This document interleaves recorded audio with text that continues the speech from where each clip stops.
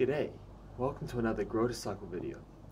Today I want to welcome you to join in and connect with our growing online interactive community as we make a journey towards a brighter and happier future for this and the next generations. Today's video will discuss the philosophy behind Grow to Cycle and why choosing to start an urban garden is one of the most important political decisions you can make in your life. Now, nowadays, many people, and especially younger generations, feel that they are disenfranchised and powerless to make any real change, radical or otherwise. Modern society has shifted towards a centralized and global industrial complex that is largely dictated by the international economic and political forces.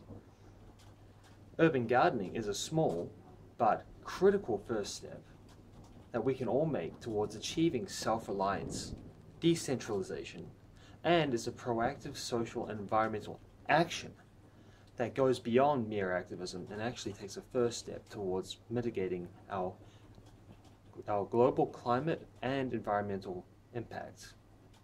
So, why is urban farming so significant?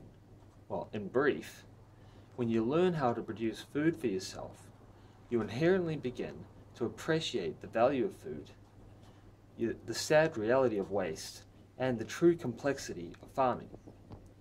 When I walk past the supermarket nowadays and see row after row of bread, vegetables, and other things for sale, it really strikes you. You can look at it in terms of the incredible amount of land and effort and time that went into producing that. I believe that as a consequence, we gardeners tend to shift away from a culture driven by the consuming of the cheapest possible products in bulk towards buying seasonal quality produce at a price that more fairly appreciates the effort that went into producing it. A very well-known and successful modern urban farmer explained it very clearly in an interview. He was asked, "Aren't you worried about losing customers? They're all going to go out and start a garden for themselves and be growing their own food." And this was his response. When people understand where their food comes from, when they know how difficult it is to grow a carrot in the summer, and when they don't have that carrot in their own garden, they're not going to bat an eye at going out and paying a higher price to get it from a local organic farmer. So I think that the culture is changing the perception of where food comes from and being willing to pay a better price for it. For my part, I'm tired of the endless tirade that we hear from global corporations, big government, and media about economic growth. I'm sick of being sold another product that will be consumed and just simply thrown away. Now that I've started gardening, I'm able to see the high value of organic waste as literally hundreds of dollars worth of valuable compost. In fact, thousands when you look at it in terms of millions of dollars in terms of global society. And more than 50% of our landfill waste can be extremely valuable and recycled directly into nature's quote-unquote black gold. But only, and this is really important, only if we're willing to actually get out our hands dirty and start using the compost in our gardens.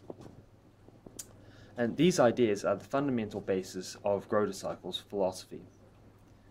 Grow to Cycle is not about displacing conventional rural agriculture. And don't get me wrong, in an ideal world, we'd be fully decentralized, fully self-reliant in the urban areas, and be able to grow all of our own food locally. However, the practical reality is that it's not possible to produce enough nutrition for a modern population, even with using the most intensive modern forms of farming. Most likely, this would not really cover provide the nutritional density be economically viable, and be sufficiently robust to compensate or to replace the modern food network that is required, especially to meet the projected population growth of over 10 billion people by 2050. But more importantly, modern methods of food production commonly highly ecologically unstable. They are only economically viable when they're producing high value and short cycle crops such as salad lettuce, microgreens, and maybe tomatoes. And these things will not replace the staples of our diet, such as grains, legumes, protein crops, and carbohydrates, potatoes. We're not going to be able to grow these things intensively in urban areas just because it requires so long to grow them and so much space. I personally don't see urban farms even denting the rural forms of agriculture, at least in terms of the food supply for the grains and the carbohydrates, potatoes and things, at least in the foreseeable future. However, I firmly believe that by engaging people in gardening, this is the key, the first step, just as Gandhi's first step in his political movement was to start sewing his own clothes, to start gardening, to start in his local community, taking steps to become self-reliant. Each and every one of these steps that we take is the first step towards tackling the pervasive modern culture of economic growth that is basically driven by bulk consumption and wastefulness. You can't change someone's belief, however, by arguing with them. You can't out-discuss them or out-argue them or whatever decisions you want. You can't do it with a philosophical approach, but you can change their political views by actually showing them a better way, but only if it's a way that works.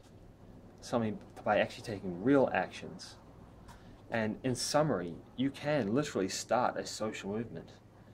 But the reason why I suggest, Grow to Cycle is such a strong potential movement is because by starting an urban garden, you are taking a first political step, truly political step, that can actually make a real and significant positive change to our society. So anyway, yeah, that's me. That's my video for today, and catch you later. Cheers.